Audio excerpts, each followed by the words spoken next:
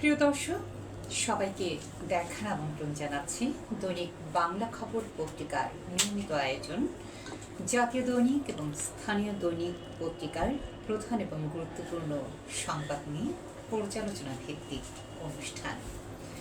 আমাদের স্টুডিওতে আজকে আমন্ত্রণ জানিয়েছি গুণী সাংবাদিক দৈনিক বাংলা খবর পত্রিকার প্রধান সম্পাদক এবং চট্টগ্রাম প্রেস ক্লাবের সম্মানিত সদস্য কিরণ শর্মা।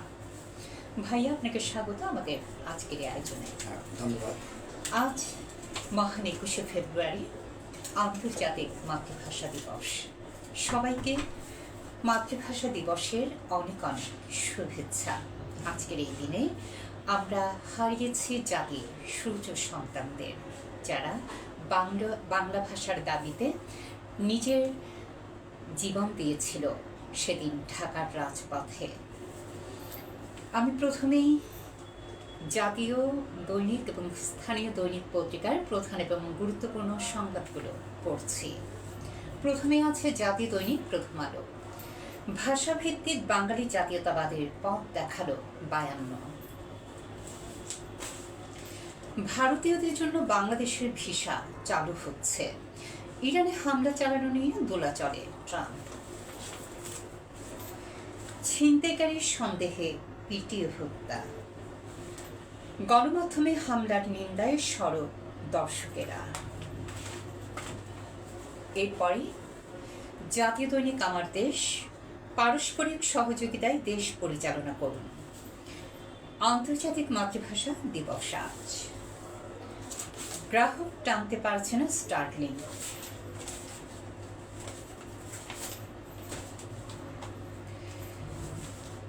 দৈনিক আজাদী। ভাষা আন্দোলনের 74 বছর। বন্দর থেকে 4 দিনের মধ্যে পণ্য খালাসের নির্দেশনা অর্থমন্ত্রীর। দিল্লিতে ভারতীয়দের ভিসা দেওয়া শুরু করল বাংলাদেশ। রাউজানে আর অস্ট্রেলি ঝঞ্ঝনানি দেখতে চাই না, গিয়াস কাদের।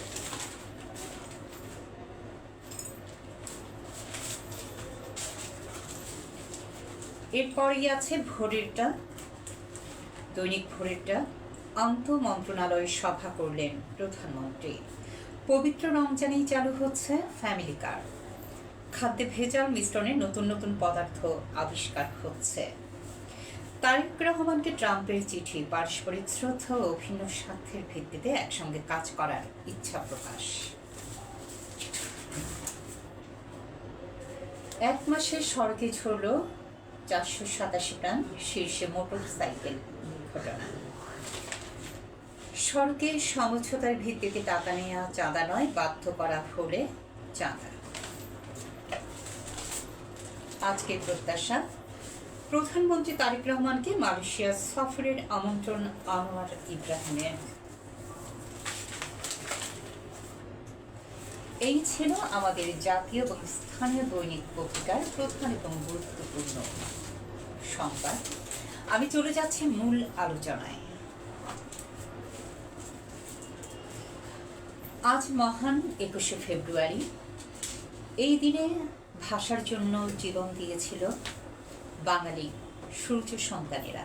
সেদিন ঢাকার রাজপথ তাদের রক্তে, বুকের তাজা রক্তে রঞ্জিত হয়েছিল।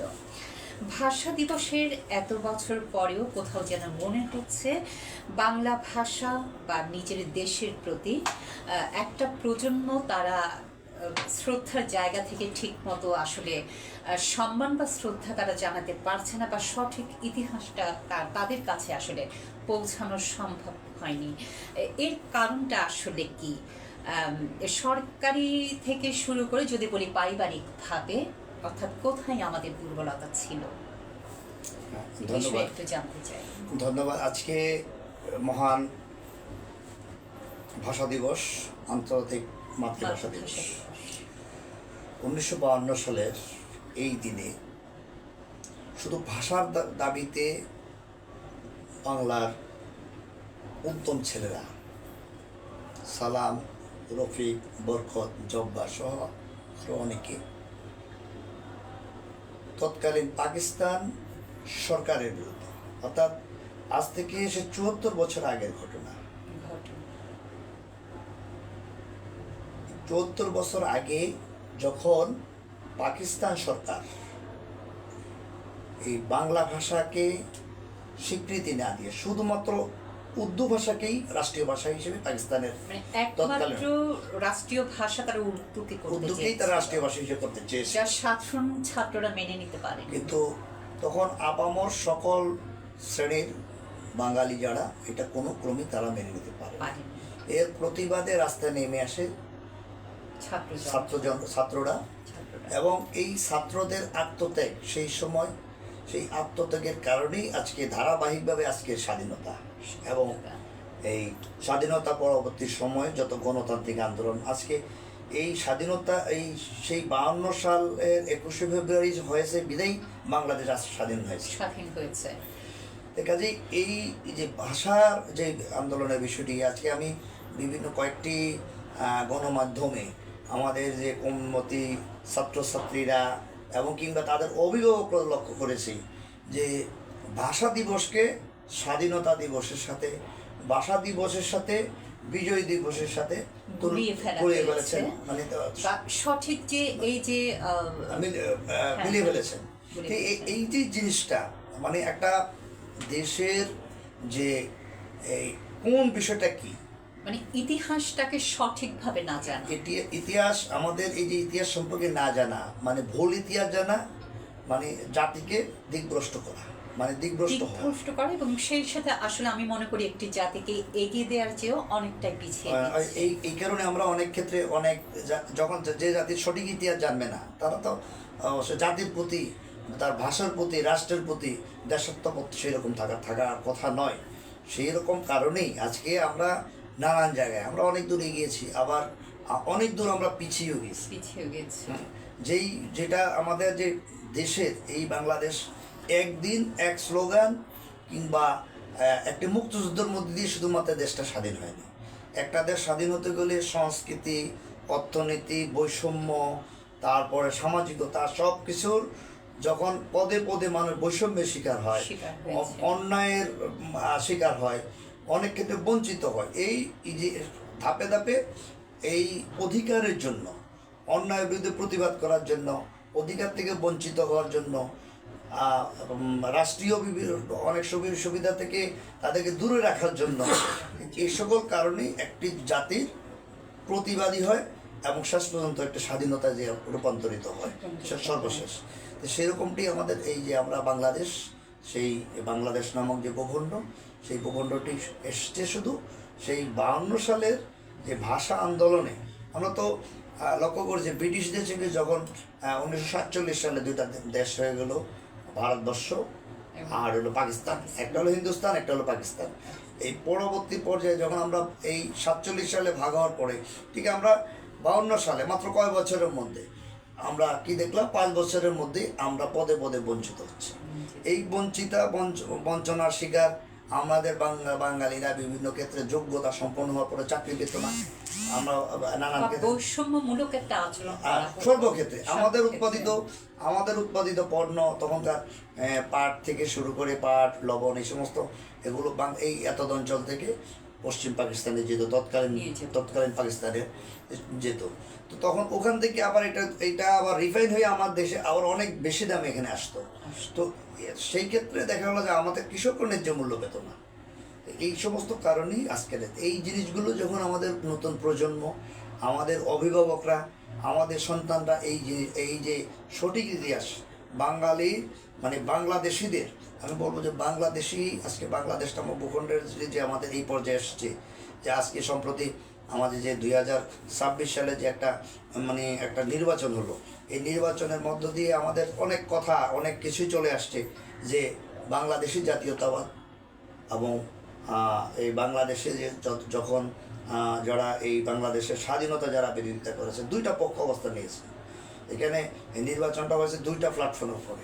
এই দুই সিদ্ধান্তের উপরে একটা সিদ্ধান্ত হলো যারা বাংলাদেশ স্বাধীনতার পক্ষে থাকবে, আর একটা বাংলাদেশের স্বাধীনতার পক্ষে। এই দুইটা প্ল্যাটফর্মে আমরা লক্ষ্য করেছি। সেই কারণে বাংলাদেশের আমরা বিজয় দেখি যে স্বাধীনতার সপক্ষে যারা অবস্থান নিয়েছে তারা এক মরুতে ঠিক অবস্থান নিয়েছে, এবং সেই ভোটাধিকারের মধ্যে সেই রেজাল্টটা আমরা এবং দেখতে পেলাম। মাতৃভাষা বা মায়ের ভাষার জন্য যে আন্দোলন, সেটা কিন্তু আসলে এই প্রথম দেখা গেছে যে আমাদের দেশেই হয়েছে। এবং আজকে যে আমরা এত দুঃখের মধ্যে বা কষ্টের মধ্যেও একটি আনন্দের বিষয় যেটা আমরা বলতে পারি যে আসলে আমাদের যে 52 ভাষার আন্দোলন, আসলে সেই আন্দোলনের পরিপ্রেক্ষিতে পরবর্তীতে কিন্তু আন্তর্জাতিকভাবে পুরো বিশ্বে কিন্তু সবাই তাদের ঠিক বলেছেন। পালন করছে। এই যে বাংলা ভাষা, পৃথিবীতে 10,000-এর বেশি ভাষা রয়েছে। এই ক্ষুদ্র ক্ষুদ্র বিভিন্ন জনগোষ্ঠী, তাদেরও বাংলাদেশে অনেকগুলো জনগোষ্ঠী রয়েছে যাদের যেমন পার্বত্যলা, মারমা, চাকমা, ত্রিপুরা, এরকম নানান, তারপর গাঢ়, এই যার যার ভাষা রয়েছে। এখন সব মিলিয়ে আমাদের বাংলাদেশীয় বেশিরভাগ জনগণের ভাষা হচ্ছে যে বাংলা ভাষা। এই বাংলা ভাষার যে দাবি, এই বাংলা ভাষা যে আমরা কথা বলি, শুধু বাংলাদেশের লোক নয়, সারা বিশ্বে এখন বাংলা ভাষাভাষী যে লোকজন রয়েছে। সেই কারণে এই বাংলা ভাষাকে ধাপে ধাপে বিভিন্ন রাজনৈতিক পর্যায়ে, এটাকে রাষ্ট্রীয় পর্যায়ে আমরা কিন্তু এক পর্যায়ে আমরা এই যে সেই সকল তৎকালীন 52 সালের যে ভাষা, এই উর্দু, হ্যাঁ, পাকিস্তান, এইটি হয়েছে যে পাকিস্তানের ভাষা। সেই কথাকে উপেক্ষা করে ছাত্ররা যে রাস্তায় নেমে এসেছে, সেই রাস্তার মধ্যে সেই প্রতিবাদী যে একটা প্রতিবাদী স্লোগান, এই স্লোগানে হাসতে হাসতে সেই ছাত্ররা সেই সময় জীবন দিল। এই যে এই ভাষার জন্য জীবন দেওয়ার ইতিহাস পৃথিবীতে আর কোনো ভাষার জন্য কেউ জীবন দেয়নি, এবং আমি এই ভাষা প্রতিষ্ঠার জন্য আমি এটা বলতে চাই যে শুধু বাংলা ভাষা সহ পৃথিবীর সব ভাষার প্রতি সমান শ্রদ্ধা, এবং সেই সাথে আমাদের যে আঞ্চলিক ভাষা, সেটাও আমাদের মায়ের ভাষা। তো আমি চাইব প্রতিটা ভাষা সঠিকভাবে চর্চা করা হবে, এবং সেই সাথে তরুণ প্রজন্ম যাতে সঠিক প্রকৃত ইতিহাস জানতে পারে, আমাদের মাতৃভাষা দিবসকে নিয়ে, ভাষা আন্দোলনকে নিয়ে, আমাদের মুক্তিযুদ্ধকে নিয়ে তারা যেন সঠিক ইতিহাসটা জানতে পারে, সেই উদ্যোগটা কিন্তু আসলে পরিবার থেকে নিতে হবে। এবং সেই সাথে অবশ্যই সমাজ এবং রাষ্ট্র এটার দায় এড়াতে পারে না যে তাদেরকে সঠিকভাবে আর সঠিক জ্ঞান চর্চাটা আসলে বাংলা ভাষার প্রতি যে ভালোবাসা, শ্রদ্ধা, সম্মান সব কিছু রেখে সঠিক ইতিহাসটা জানানোর ক্ষেত্রে রাষ্ট্রের একটা কিন্তু অনেক বড় ভূমিকা থাকে। ভাষার জন্য শুধু আমরা এই যে দেশের প্রতি আমাদের দেশাত্মবোধ, এই যে আমরা রাজনীতিবিদ বলেন, আজকে আমরা শিক্ষার্থী যারা আছে, শিক্ষার যে আমাদের যে কতগুলো গঠনমূলক, পৃথিবীতে সব দেশেই যে দেশাত্মবোধটা মানুষের কখন করে ওঠে, দেশ সৃষ্টির জন্য যে একটা দেশের যে ইতিহাস, সঠিক ইতিহাস, এর চর্চা, লালন করা, এবং এই ভাষার যে শুধু একদিনে এই বাংলা ভাষার হয়নি, বাংলা ভাষার সেই যে ইতিহাস, বাংলা ভাষার একটি ইতিহাস রয়েছে। এগুলো আমাদের আসলে এই যে আগের শিক্ষা ব্যবস্থা, বিশেষ করে আমরা অতীতে লক্ষ্য করেছি যে শিক্ষা ব্যবস্থার বারবার ব্যাপক পরিবর্তন হচ্ছে। হ্যাঁ, এই পরিবর্তনের মধ্য দিয়ে দেখা যাচ্ছে যে এই যে 21শে ফেব্রুয়ারি, 26শে মার্চ, তারপর 16ই ডিসেম্বর, তাছাড়াও যে বিভিন্ন যে আমাদের যে বাংলা ভাষা যে পয়লা বৈশাখ, এই অনুষ্ঠানগুলো যখন আমাদের হতো, কখন বাংলা ভাষার প্রবর্তন কখন থেকে শুরু, 52 কখন থেকে কিভাবে বাংলা ভাষার আজকে এই পর্যায়ে চলে আসছে, তারপরে চর্যাপদের বিষয় নিয়ে, মানে যে বাংলা ভাষার উৎপত্তি, তো এইগুলো নিয়ে কিন্তু আগে পড়াশোনা হতো আমাদের। যখন সাবজেক্ট বাঙালি সংস্কৃতি, যখন এই যে সাবজেক্টিভ প্রশ্ন থেকে যখন অবজেক্টিভ প্রশ্নতে চলে আসলো সব, তখন দেখা গেল সীমিত পড়াশোনার মধ্যে দিয়ে আমরা শুধুমাত্র এই 4টা উত্তর দেওয়া আছে কোনটা সঠিক, এর টিকে চলে গেলাম। এই যে এই অবজেক্টিভ প্রশ্ন যাইয়া বিশদ জানাটা আমাদের পক্ষে সম্ভব নয়। আমাদের দেশে যে এই উপমহাদেশের যে বিভিন্ন ক্ষেত্রে যে বৈষম্য শিকার যারা এই রাজনীতিবিদ যারা এগিয়ে এসছেন, তখন কৃষক প্রজাস্বত্ব আইন, এই যে কৃষক প্রজাস্বত্ব আইনটা কি, এটা কখন হলো, কৃষকদের জন্য কেন আন্দোলনটা হলো, তো শ্রমিকদের জন্য কেন আন্দোলন, আমরা মে দিবস কেন হয় কিছুই আমরা এগুলো জানতে রাজি না, না জানার মধ্যে দিয়ে আমরা আসলে একটা এই সঠিক অতি আমার আজকে এই আলোচনার মধ্যে দিয়ে আমরা রাষ্ট্রের কাছে এবং সরকারের শিক্ষা মন্ত্রণালয়কে অনুরোধ জানাবো যে এই যে সঠিক যে বেসিক কথাগুলো বাংলাদেশের স্বাধীনতা সার্বভৌমত্ব এবং এই যে প্রাক স্বাধীনতা পূর্ববর্তী সময়ে যে সকল বিষয়গুলোর ইস্যু কেন্দ্র করে আন্দোলন সংগ্রাম হয়েছে এবং সেই আন্দোলন সংগ্রামের ফসল হিসেবে বাংলাদেশ স্বাধীন হয়েছে এবং বাংলাদেশ স্বাধীনতার পরবর্তী পর্যায়ে যে গণতান্ত্রিক ধারাবাহিক আন্দোলনের মধ্যে দিয়ে যে আজকে যে এই পর্যায়ে আসা, এগুলো যদি ইতিহাসটা যদি প্রতিটা আবার বিশেষ করে যে শিক্ষার্থীরা যদি আমরা জানতে পারে তাহলে অন্তত দেশাত্মবোধ তাদের মধ্যে অনেকটা গড়ে উঠবে। দেশাত্মবোধের চেতনা একটা সঠিক প্রজন্ম কিন্তু সঠিক প্রজন্মের সৃষ্টি হবে। হ্যাঁ, চলে যাচ্ছি অন্য খবর। ভারতীয়দের জন্য বাংলাদেশের ভিসা চালু হচ্ছে। আমরা দেখেছি যে ভারতের সাথে আমাদের সম্পর্কে অনেকটাই টানা পড়েন কিন্তু চলছে, তার মধ্যে এটা একটি স্বস্তিদায়ক খবর। আশা করি ভিসা চালু হওয়ার পর দুদেশের মধ্যে সম্পর্ক ভালো হবে এবং আমদানি রপ্তানি প্রতিটা ক্ষেত্রে আবারও সরব হবে, দুটো দেশই কিন্তু আবারও সরব হবে। এই বিষয়ে কিছু জানতে চাই। এই যে আমরা গত অন্তর্বর্তী সরকার ক্ষমতায় আসার পরে আমরা লক্ষ্য করেছি যে এই কিছু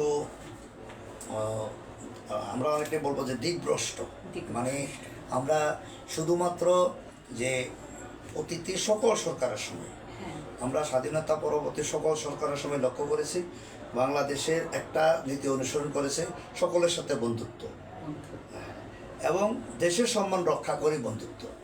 সেইটা সময়ে সময়ে যতগুলো সরকার এসেছে তারা এই দায়িত্বগুলো পালন করেছে, কিন্তু অন্তর্বর্তী সরকারের সময় আমরা লক্ষ্য করলাম শুধুমাত্র যে সেই পাকিস্তানের যেই মানে প্রীতি, পাকিস্তানের যেটা পাকিস্তানের চিকিৎসার জন্য যাব, পাকিস্তানে ব্যবসা করব।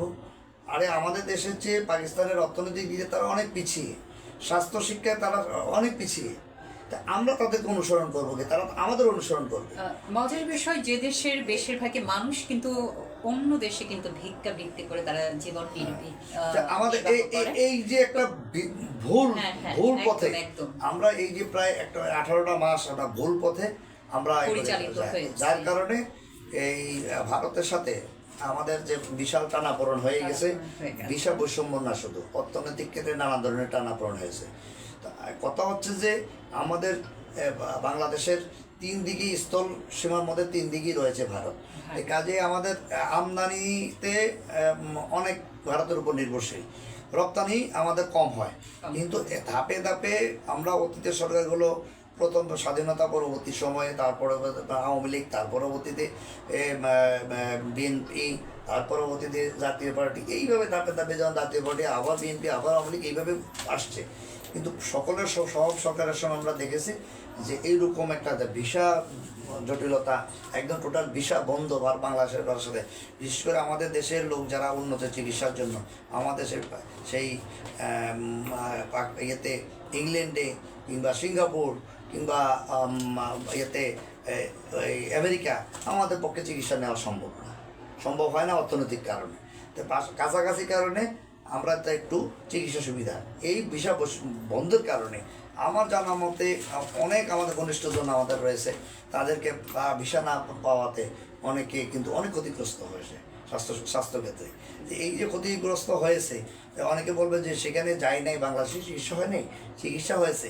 আমরা এটাও দেখেছি যে বাংলাদেশের যে একটা চট্টগ্রামের একটা নাম স্বনামধন্য খ্যাত সেব্রনের ডাক্তারও দেখি যে সেই চেন্নাইতে অ্যাপোলো হাসপাতালে চেক আপে গিয়েছেন, আমার সাথে দেখা হয়েছে। কাজেই এখানে ডাক্তার ডাইরেক্টর স্বামী স্ত্রী দুজনই এখানে এই এই ক্লিনিকে বসেন, চিকিৎসা দিয়ে থাকেন, কিন্তু সেখানে ওখানে তারা চেক আপের জন্য গিয়েছে। এই কাজে অন্য চিকিৎসার জন্য এটা সকলেই আশা করে। তা আমরা সেই চিকিৎসা সেবা থেকে বঞ্চিত ছিলাম। এখন আমরা বাংলাদেশ সরকার অত্যন্ত আমাদের মাননীয় প্রধানমন্ত্রী জনাব তারেক রহমান যখন দায়িত্ব গ্রহণ করেছেন, এর মধ্যে আমরা লক্ষ্য করেছি ইন্ডিয়ান সহকারী হাই কমিশনার বাংলাদেশের যে ভিসা জটিলতা দূরীকরণের জন্য প্রথমে ঘোষণা দিয়েছেন। এছাড়া পরবর্তীতে বিধিত ভারত যে সরকারও অস্থিরতা ছিল, বাংলাদেশ সেগুলো কিন্তু অনেকটাই এখন বাংলাদেশ সরকারের দিল্লি হাই কমিশনও ভারতীয়দের অলরেডি ভিসা কার্যক্রম চালু করেছে। তা আমরা মনে করি এর থেকে আমরা এই যে জটিলতার বিষয়টিকে আমরা নিরসনের এই উদ্যোগকে সাধুবাদ জানাই, এবং আমরা এটা কামনা করছি যে খুব দ্রুতই কিন্তু দুটো দেশের মধ্যে যে অচলাবস্থা বা একটা অলরেডি অচলাবস্থা থেকে বেরিয়ে সৃষ্টি হয়েছে সেটা আসলে কেটে যাবে। এখন চলে যাচ্ছে দৈনিক আমার দেশ পত্রিকা, তারা যে গুরুত্বপূর্ণ সংবাদটি করেছে, গ্রাহক টানতে পারছে না স্টারলিংক। এ বিষয়ে একটু জানতে চাই। এই যে একটা চমৎকার বিষয় নিয়ে এসেছেন যে অন্তর্বর্তী সরকার এই যে আরেকটা দিক, আমাদের যে ইন্টারনেটের সুবিধার জন্য আমাদের সাধারণ মানুষ, আমাদের দেশের মানুষ যাতে সহজলভ্য এবং কম খরচে যাতে ইন্টারনেট ব্যবহার করতে পারে।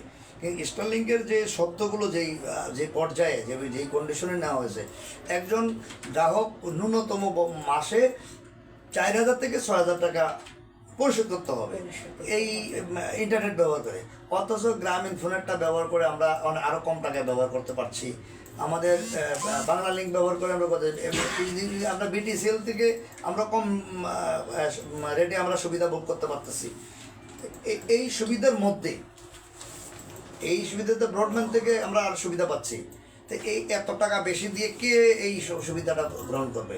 যার কারণে এই যে বৈষম্য, মানে বিশেষ করে যে অধিক খরচের যে এই খরচে সেই ইন্টারনেট ব্যবহার করতে বাংলাদেশের মানুষ মানে এটা করবে না। যার কারণে এই যে চুক্তিতে সীমাবদ্ধ থাকে এবং সীমাবদ্ধ রয়েছে আমরা দেখতে পাচ্ছি। দৈনিক আজাদী যে গুরুত্বপূর্ণ সংবাদটি করেছে, রাউজানে আর রাষ্ট্রের ঝনঝনানি দেখতে যাই না। সদ্য নির্বাচিত এমপি গিয়াস কাদের তিনি বলেছেন, এবং এর আগে আমরা দেখেছি রাউজানে বিএনপির মধ্যে দুটো পক্ষ আসলে দুটো গ্রুপ তৈরি হয়ে গিয়েছিল, এবং একটা নির্বাচনের আগে একটা অস্থির অবস্থা কিন্তু নির্বাচনকে ঘিরেই তৈরি হয়েছিল। তিনি হয়তো সেখান থেকে বলছেন, গিয়াস কাদের চৌধুরী, এই বিষয়ে একটু জানতে চাই। ধন্যবাদ। আসলে এই যুদ্ধ, নিজেদের মধ্যে অন্তদ্বন্দ্ব,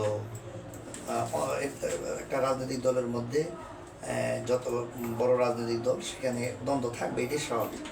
কিন্তু এই দ্বন্দ্বকে কেন্দ্র করে এক পক্ষ আরেক পক্ষের মধ্যে মানে সশস্ত্র যুদ্ধে জড়িয়ে পড়া, এটা কখনই কাম্য হতে পারে না। আমরা লক্ষ্য করেছি গত এই নির্বাচনের আগে নয়, শুধু অন্তর্বর্তী সরকার ক্ষমতা আসার পরে সারা বাংলাদেশের মধ্যে মানে রাউজানে সবচেয়ে বেশি দলীয় অন্তঃকুন্দলে এবং আধিপত্য বিস্তার, ব্যবসা বাণিজ্য থেকে শুরু করে প্রতিটি ক্ষেত্রে এই দ্বন্দ্বের মধ্য দিয়ে যে বেশ কয়েকজন এর জীবনহানি হয়েছে। এইটা অত্যন্ত দুঃখজনক, এবং এইটা যারা এই দ্বন্দ্বে জড়িয়ে পড়েছেন, আপনারা সব মিলিয়ে চিন্তা করতে হবে। আমরা সবাই বাংলাদেশের মানুষ, আর সব মিলিয়ে লোকে যারা রাউজানে বসবাস করে তা আমরা রাউজানের মানুষ। সবচেয়ে বড় কথা আমরা শান্তিপ্রিয় মানুষ। এক পক্ষ আরেক পক্ষকে যে মেরে ফেলা বা আক্রমণ করা, শেষ পর্যন্ত দেখা যায় হয়তো কোনো এক সময় বলবে যে আমি এই কাজটা, আমার এই করাটা ভুল হয়েছে। তো সেই ভুলটা আমরা যখন স্বীকার করব বা মনে প্রাণে আমরা জানবো বা নিজে আত্মদহনে ভুগবো যে আমাদের যেটা ভুল হয়েছে, তখন তার ওই আফসোস করাটা করেও লাভ হবে না।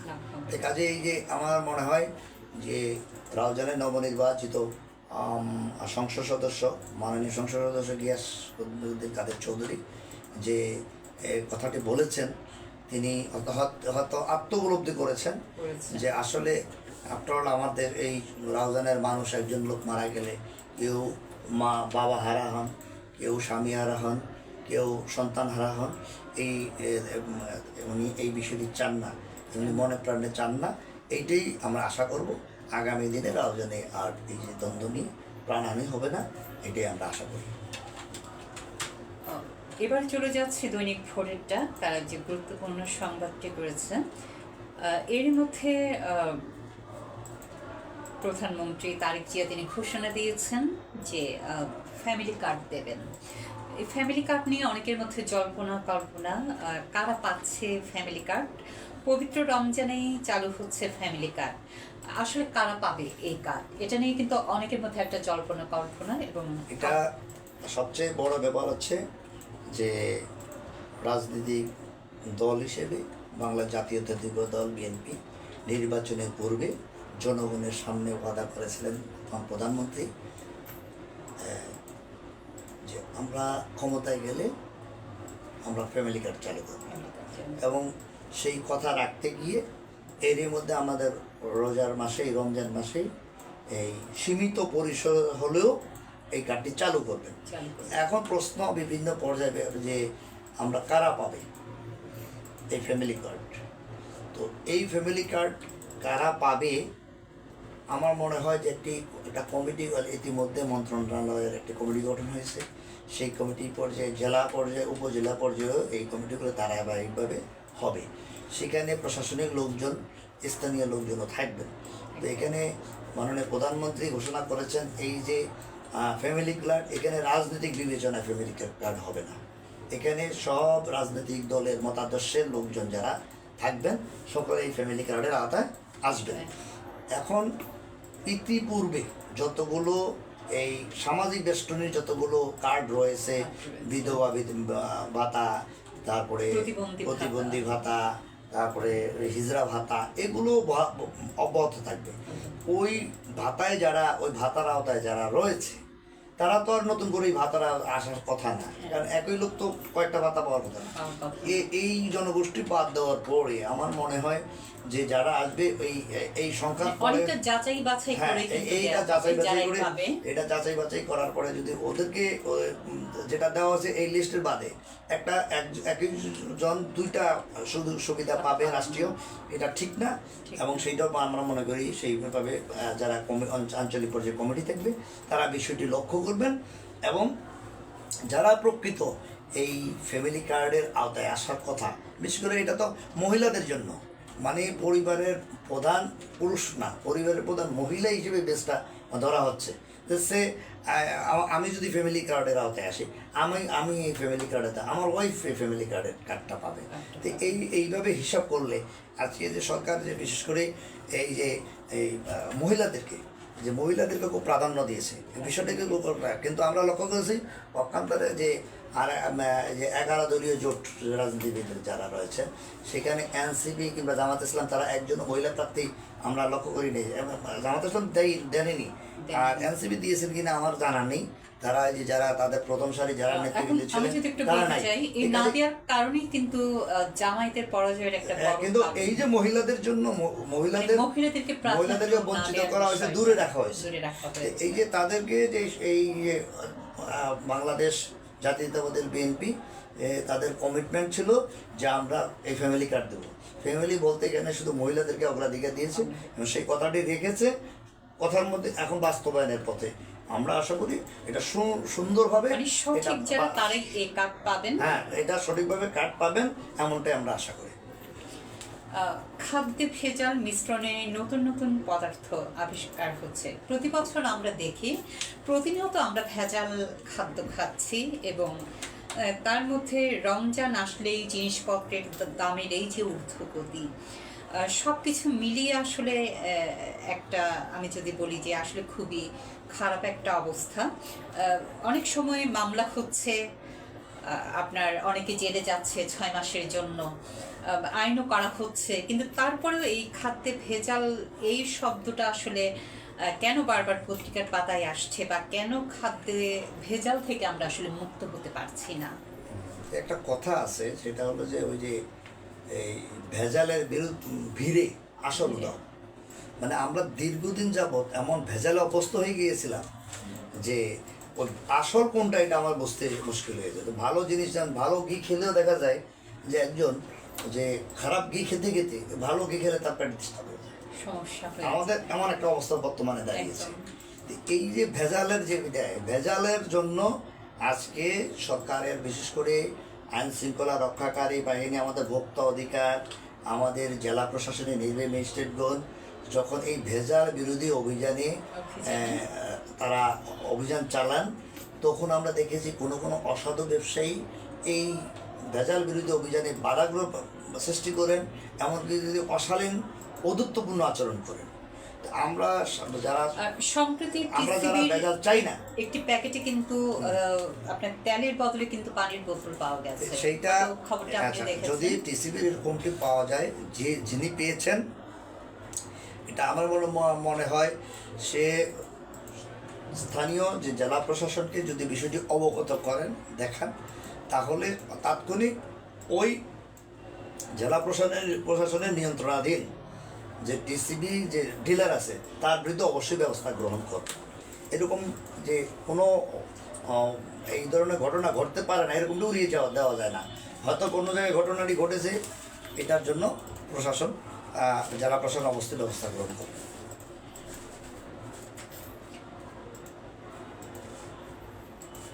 আমরা বরাবরই দেখেছি যে আমেরিকার একটা আধিপত্যবাদ, ট্রাম্প কিন্তু একটা দোলাচলের মধ্যে আছেন, আসলে তিনি জানেন হামলা করবেন কি করবেন না, এবং ইরানও একটা সতর্কতামূলক তারা একটা ব্যবস্থা নিয়ে রেখেছে। আসলে প্রতিটা দেশে, মুসলিম প্রধান দেশে এই যে আমেরিকার একটা আগ্রাসন, যাই বলি না কেন, এটা কমছে না কেন? এটা আমি এইটাকে আমি মুসলিম প্রধান দেশে আমি বলবো না, আমি বলবো যে আমেরিকার যে পররাষ্ট্রনীতি বা তাদের যে বিশ্ব রাজনীতি, পররাষ্ট্রনীতি, এখানে আধিপত্যবাদ এবং সাম্রাজ্যবাদ, এই সাম্রাজ্যবাদী মনোভাব সে আমরা বছরের পর বছর লক্ষ্য করেছি। যে যখন দেখা যায় যে আমেরিকার আমরা অর্থনৈতিক ক্ষেত্রে তাদের কোনো জায়গায় একটু পিছিয়ে থাকে, অর্থনৈতিক ক্ষেত্রে একটু সংকট দেখা দেয়, তখনই মানে ওই দেশের যে ক্ষমতাসীন যিনি রাষ্ট্রপ্রধান থাকেন, বিশেষ করে রাষ্ট্রপতি, সে কোনো জায়গায় কোনো একটা তালগোল, একটা হট্টগোল বাজিয়ে দেশের যে এই বিশেষ করে ডলারের মান বাড়ানোর জন্য তার পরিকল্পনা থাকে। সেই মান বাড়াতে যেয়ে আমরা দেখেছি যে সেই দেশে যুদ্ধ বাঁধিয়ে দিলেই অস্ত্র বিক্রি হবে, যুদ্ধ বাঁধিয়ে দিলেই ডলারের মূল্য বৃদ্ধি পাবে। সেই সুযোগটা নিয়েই তারা এই অবস্থাটি করে থাকেন। সম্প্রতি আমরা লক্ষ্য করেছি যে ইরানে সে কিছুদিন আগে আমরা দেখেছি যে প্রথম ইসরায়েল আক্রমণ করলো, সেই আক্রমণের সাথে আমেরিকাও সেখানে অংশগ্রহণ করলো, সে হামলা করে। কিন্তু পরবর্তী এই যে গাজাতে ধারাবাহিকভাবে একের পর এক ফিলিস্তিনিদের উপর যে নির্মম ইসরায়েলিদের নির্মম বর্বরতা চালানোর পরে আজকে সেখানে পুনর্বাসনের নামে সাপোর্ট দেওয়ার ক্ষেত্রে আমেরিকার পুনর্বাসনের নামে ঠিক ওই জায়গাটা এখন আমেরিকা সে একটা করলো, একটা কমিটি করে সে আমেরিকা সেখানে এই ভবন করবে, আমেরিকা সেখানে ডোনেশন দিবে, পৃথিবীর বিভিন্ন দেশ ডোনেশন দিবে। ধ্বংস করলো কি? ধ্বংস কারা করলো? তারাই তো অর্থ দেওয়ার কথা। কিন্তু সেই ক্ষেত্রে দেখা যায় আমরা লক্ষ্য করছি, মানে এটা কি বলবো, যে আমরা অতুলের সাথে আমরা লক্ষ্য করেছি যে সেখানে যারা ধ্বংস করে নাই, যারা এর প্রতিবাদী, তারা এই পুনর্গঠনের কাজে এগিয়ে এসেছে। তারা তো সেখানে বক্তব্য দিতে যে, কিন্তু আমরা এই কথা তো শুনতে পেলাম না যে সৌদি আরব, তুরস্ক কিংবা যারা যারা যে সকল দেশগুলো এখন এই পুনর্গঠনের কাজে সদস্য হয়েছে, হ্যাঁ, কিন্তু তারা তো ইংল্যান্ড, তারা তো বলছে না যে এটা তো আমরা ধ্বংস করিনি। এই যে এখানে দখলের জন্য, এখানে সন্ত্রাসী কার্যক্রমের জন্য বা জন্য এই ভবন ধ্বংস হয়েছে, এই মাটি ধ্বংস হয়েছে, যাদের দ্বারা ধ্বংস হয়েছে তাদের থেকে ক্ষতিপূরণটা নেওয়ার কথা, কিন্তু আমরা দেখি উল্টো। তো আমরা এইটা আশা করি বিশ্ব রাজনীতির এক সময় কখনো যদি মেরুকরণ হয়, সেই থেকে এর বেরিয়ে আসতে পারবে। আমরা অনুষ্ঠানের শেষ পর্যায়ে চলে এসেছি আজ মহান মাতৃভাষা দিবসে। আপনার কাছে জানতে চাই যে আপনি সরকারের কাছে কেমন বাংলাদেশ প্রত্যাশা করেন? আমরা আসলে এই আলোচনা খানিকটা অনেক দূর এগিয়ে এসেছি, প্রায় আমরা শেষ পর্যায়ে। শুধু আমরা এই যে কেমন দেশ, আমরা চাই যে বাংলাদেশ 1971 সালে মহান মুক্তিযুদ্ধের মধ্য দিয়ে যে দেশটি স্বাধীন হয়েছে, সে 1952 সালে ভাষা আন্দোলনের মধ্য দিয়ে যে প্রতিবাদী বাঙালি যুব সমাজ দেশকে এগিয়ে, দেশের যে অধিকার বঞ্চিতদের অধিকার আদায়ের জন্য যে তারা যে একটা পথ নির্দেশিকা, পথ প্রদর্শক হিসেবে এসেছিল, সেই তারই ধারাবাহিকতায় পরবর্তী 1971 সালে মহান মুক্তিযুদ্ধ এবং দীর্ঘ 9 মাসে 30 লক্ষ শহীদ এবং 2 লক্ষ মা বোনের বিনিময়ে যে বাংলাদেশ আজকের স্বাধীন রাষ্ট্র, এই স্বাধীন রাষ্ট্রে যে প্রতিটা বাঙালি, প্রতিটা বাংলাদেশি মানুষ আমরা শান্তিপূর্ণ আইন শৃঙ্খলা আমরা স্বাভাবিক থাকবে, আমাদের ছেলে মেয়ে যারা সুশিক্ষায় শিক্ষিত হবে এবং বৈষম্যহীন শিক্ষা ব্যবস্থা গড়ে তুলবে, এবং আগামী দিনে সরকারের যে পরিকল্পনা থাকবে, সরকার যেন যে ধারাবাহিকভাবে এই দেশের যারা এই যে শিক্ষার্থী তারা এমন শিক্ষা ব্যবস্থা চালু করে যে শিক্ষা ব্যবস্থার মাধ্যমে যে প্রতিটা সন্তানে প্রতিটা মানুষের যেন কর্মক্ষম হয় গড়ে ওঠে, এবং যোগ্যতায় যেটা আমরা একটি বিষয় আমাকে মনে করব যে গত সরকারের যে ঘরে ঘরে চাকরি, এই বিষয়টির আমি একটা ব্যাখ্যা দিতে যে কথা বলতে যে আমি অনেক ফেসবুকে অনেকেই সমালোচনা করেছেন। তো এইখানে আমি একটু ক্লিয়ার করতে চাই যে ঘরে ঘরে চাকরি বলতে একটা ঘরে 2 জন লোকের চাকরি আছে, সেই ঘরে চাকরি ফুলফিল বুক হয়ে গেছে, আর চাকরি দেওয়ার সুযোগ নেই। যেই ঘরে একটিও চাকরি নাই, সেখানে সরকারি হোক বেসরকারি হোক, ওখান থেকে আগে চিহ্নিত করতে হবে, তাকে ওই চাকরিতে প্রোভাইড করতে হবে। তো এইটাই ছিল ঘরে ঘরে চাকরির মিশন। আসলে এটা কীভাবে কি সরকার, তখনকার সরকার, অতীতের সরকার বিষয়টি কীভাবে দেখেছেন আর কীভাবে পরিকল্পনা বাস্তবায়ন করেছেন, আমরা বিষয়টি সেভাবে লক্ষ্য করিনি। আমরা দেখেছি তেলের মাথায় তেল দেওয়া, তার ওই ঘরের 6 জন লোকের মধ্যে 5 জনের চাকরি ছিল, আর একজনের যা সে যোগ্যতা সম্পন্ন যোগ্য, কিন্তু সে 6 জনই চাকরি করলো। কিন্তু পক্ষান্তরে দেখা যায় যে শিক্ষায় একটু পিছিয়ে থাকা, অর্থনীতি পিছিয়ে থাকা, ওই যে অনগ্রসর, তার জন্য সেই ব্যবস্থাটি করা হয়নি। কিন্তু সরকারের কমিটমেন্ট এই ক্ষেত্রে কিন্তু বাস্তবায়নের জন্য প্রয়োজনীয় পদক্ষেপ গ্রহণ করে নেয়। আমরা আশা করছি এই সরকার সেই বিষয়টিকে লক্ষ্য রেখে, যেমন ফ্যামিলি কার্ডের বিষয়টিকে ওয়াদা অনুযায়ী এর মধ্যে শুরু করতে যাচ্ছেন, এর পাশাপাশি আমাদের কৃষিক্ষেত্রে, শিল্পক্ষেত্রে, শ্রমক্ষেত্রে, চাকরির ক্ষেত্রে সব বিষয়ে প্রয়োজনীয় পদক্ষেপ গ্রহণ করে আগামী বাংলাদেশ নতুন প্রজন্মের জন্য গড়ে তুলবেন, এমনটাই আশা করি। প্রিয় দর্শক, আমরা চাই আইন শৃঙ্খলা পরিস্থিতি স্বাভাবিক এবং সুন্দর হোক, সেই সাথে নতুন প্রজন্ম আমাদের ভাষা দিবসের, মুক্তিযুদ্ধের প্রতিটা ক্ষেত্রে তারা সঠিক ইতিহাস জানুক এবং একটি সুন্দর প্রজন্ম তৈরি হোক। দেখতে দেখতে আমরা অনুষ্ঠানের শেষ পর্যায়ে চলে এসেছি। আপনারা কমেন্টের মাধ্যমে এই অনুষ্ঠান সম্পর্কে আপনাদের মতামত জানাতে পারেন দৈনিক বাংলা খবর পত্রিকার পেজে, এবং সেই সাথে যারা অংশ নিতে চান তারাও আমাদেরকে কমেন্টের মাধ্যমে জানাতে পারেন। সবাই ভালো থাকুন, সুস্থ থাকুন, সুন্দর থাকুন। আমাদের আগামী সংবাদপত্র ভিত্তিক পর্যালোচনামূলক অনুষ্ঠান দেখার আমন্ত্রণ জানিয়ে আমি সোমামুদ সুদ্দি আজকের মতো বিদায় নিচ্ছি। খোদা হাফেজ।